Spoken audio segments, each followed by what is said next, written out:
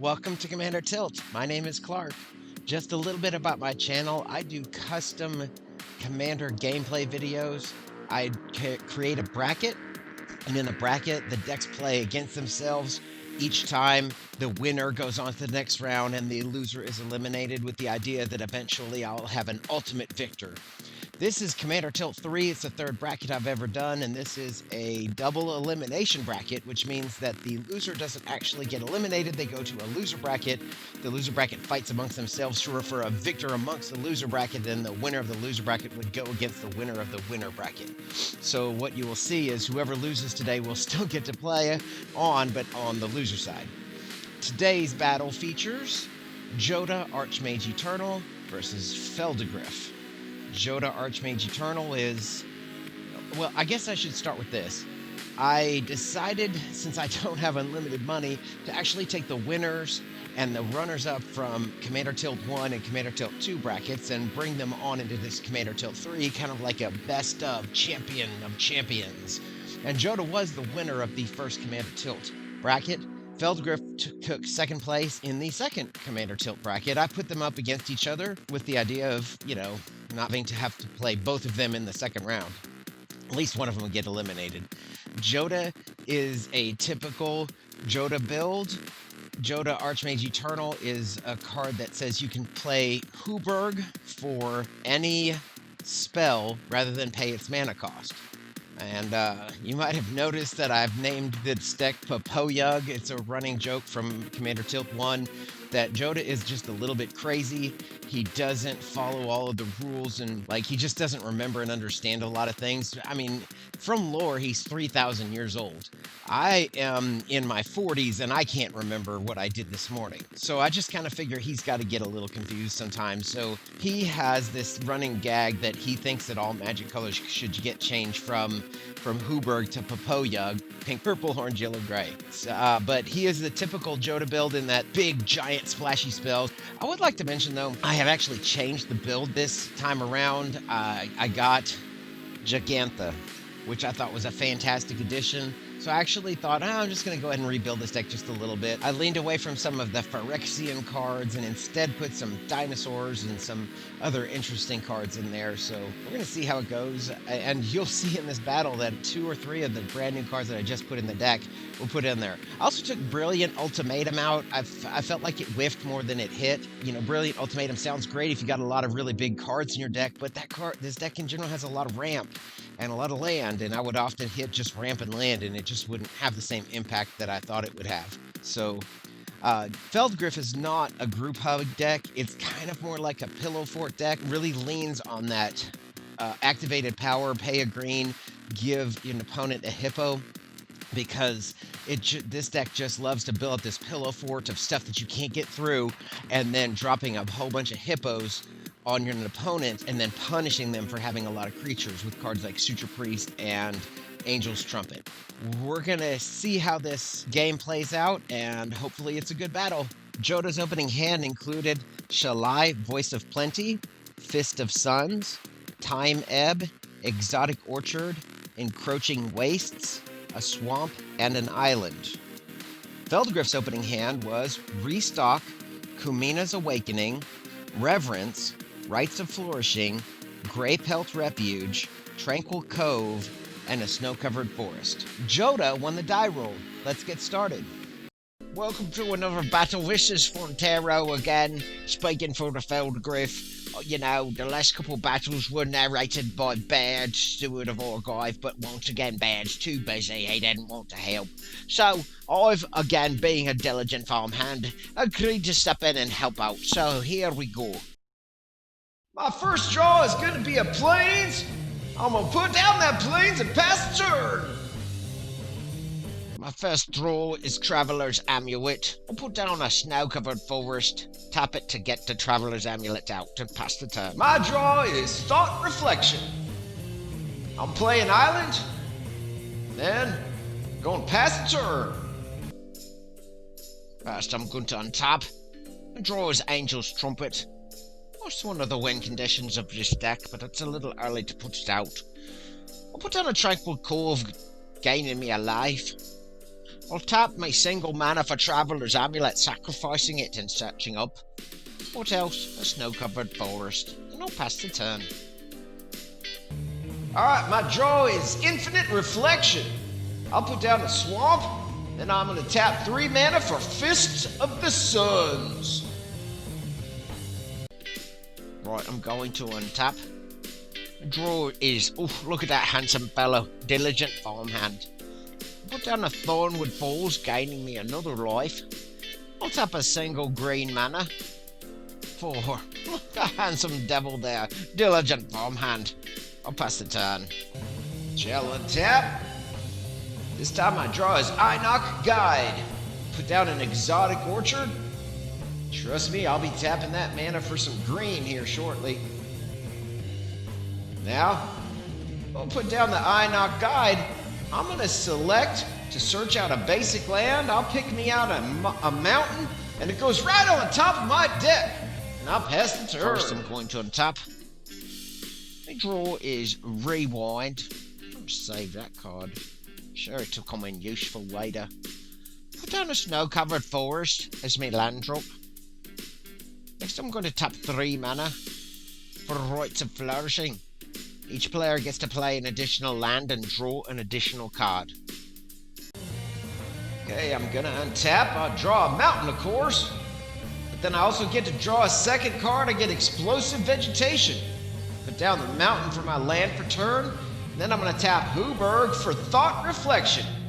Now, let me just take a minute and give you a thought reflection that I've been thinking about. If, for example, we got a chance to play Papoya, which is pink, purple, orange, yellow, gray, my new colors, wouldn't that be a great color combination to put onto a shirt? Man, that would be so cool. Anyway, moving on. Gosh, that thought reflection makes my Rites of Flourishing a downright disaster here. Okay, gonna draw Horn of Grade and Kodama's Reach. Tap 4 mana for Reverence. Can't attack me with small creatures. I'll pass the turn. Okay, I'm gonna untap. My draw this turn is Army of the Damned and Seek the Horizon. Oh yes, I get to draw Gigantha the Wellspring and Sylvan Ranger because of Thought Reflection. I'll put down Encroaching Wastes, and then I'm gonna tap the mana for Gigantha the Wellspring. That's my new BFF. Look at that awesome elemental elk. I'll pass the turn. Tap. Me 2 draws are Suture Priest. It's a pretty good card. And we've got also a Hallowed Fountain. Put down the Hallowed Fountain and I'll take the 2 life. Now pass the turn. Man, I can't tell you how much I appreciate Gigantha. It's awesome. Doubled my mana right there. I'm going to draw 4 cards because of Thought Reflection and Rites of Flourishing. I get Shielding Plaques and a Forest. And then I get Phyrexian Ingester and an Island. I'll put down the Island as my land drop. And then I'll put down a Forest as my second land drop because of Rites of Flourishing. I'll tap Hooberg for Army of the Damned. So fast there. I'm going to tap 4 mana for Rewind, and I'm going to counter the Army of the Damned. Allows me to untap all the mana I just tapped for it also. Ah, that's a bummer.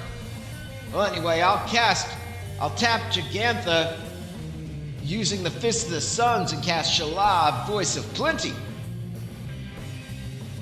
I'll tap my remaining mana for Shielding Plaques, and now everybody's got Hexproof. And I'll pass the turn. Alright, I don't have an untapped step because they're all untapped. My draws are going to be an Island and a Simic Guildgate. My 2 land drops are going to be the Island and the Simic Guildgate.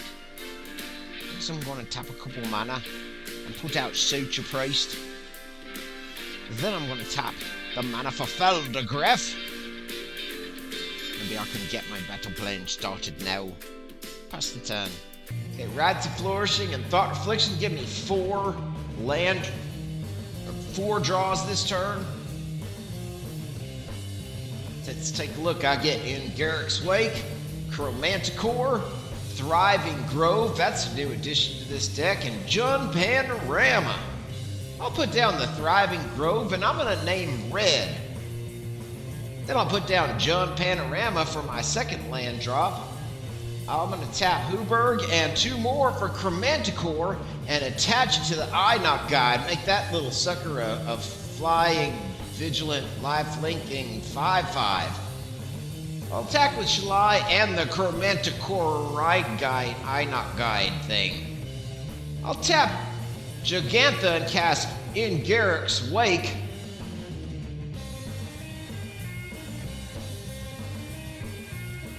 And I'll pass the turn. Right, I'm going to untap. Me 2 draws this turn, a Blighted Woodland and a Selesnya Signet. Put down the Blighted Woodland as my land for turn. I'll tap 2 mana for the Selesnya Signet. So I'm going to tap the mana for Kadama's Reach, fetching up 2 snow-covered forests. 1 goes onto the battlefield, and I'll put the other one down as my second land drop. And I'll pass the turn. On your end step, I'm going to tap Thriving Grove and the Jun Panorama and search up the swamp, which goes onto the battlefield tapped. Then I'll take my untap step. My draws this turn are Rampant Growth, Forest, another Forest, and Lace with Moonglove. I'm going to tap Hooberg because of Fist of Suns for Cyclonic Rift, Overloaded. No, I just tapped the 7 mana for that. I'll tap 2 mana for Rampant Growth. Why not? Get me up a mountain. Goes into play tapped. Got a couple mana. I can put down a Sylvan Ranger. Lets me search up a land. Move into combat. I got 9 power in the air, 5 power on the ground with Gigantha, and 5 of its lifelink because of the Chromanticore. Right, of course I've got no blocks. I'm going to tap the mana for Lace with Moonglove, which lets me draw a card. Okay, I'm going to untap. Get a single draw. Sphere of Safety. Oh, I forgot I draw 2. Azorius Guildgate or whatever. Put down the Sphere of Safety. Then I'll tap the mana for Kumaina's Awakening. I do have the City's Blessings because of all of my lands. We'll pass the turn. Alright, I'm gonna untap. The Lace with Moonglove trigger let me draw an extra card, and I forgot to draw it last turn. I draw Plains, Autochthon Worm, Darksteel Ingot, and an island.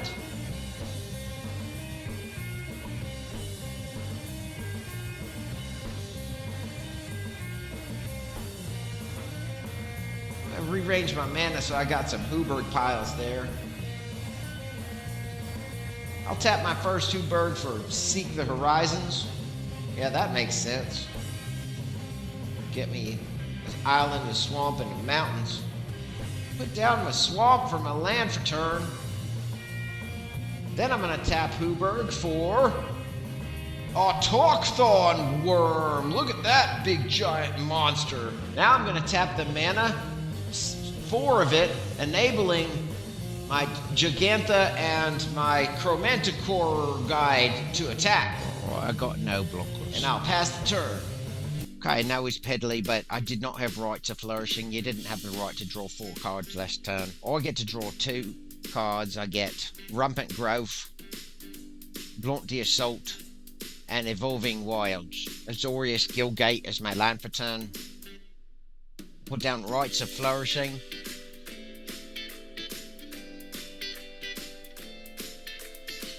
Then I'm going to put down the Selesnya Signet, and I'll pass the turn. Alright, gonna untap. Remember, only 2 cards to draw this turn.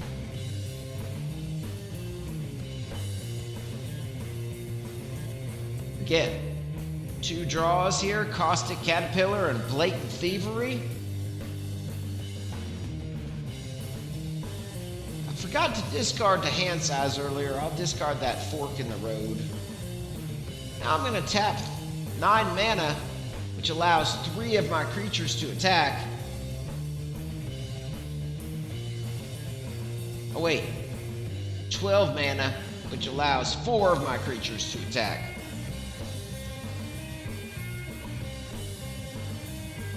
Okay, now I have Blood the Assault in my hand, but I'm going to go ahead and concede at this point. I don't see any reason to keep playing. I'm completely tapped out. I'm sunk. Yeah, it was a good game, Jodah. I guess he chooses not to use any of his spells, and I shall take the victory. Thank you so much for watching the Jodah Show today, and I hope you have a great day. And there you have it. Jodah is the winner. Jodah will be moving on to the next round of the winner's bracket, and Phelddagrif will drop to the loser's bracket. I sure hope you appreciated and enjoyed this battle today. I thought it was a fun and interesting one, and I can't thank you enough for watching my videos. Thank you so much for watching. I do have a Patreon page, and I would love it if you would visit my page and take a look at the rewards that are available. It would help me out a lot. Remember to like and subscribe and hit that bell notification so you hear about my latest videos. Have a great day. What's the difference between a hippo and a zippo? One's really heavy and the other one's a lighter. What do you call a one-legged hippo? A hoppo. So stupid.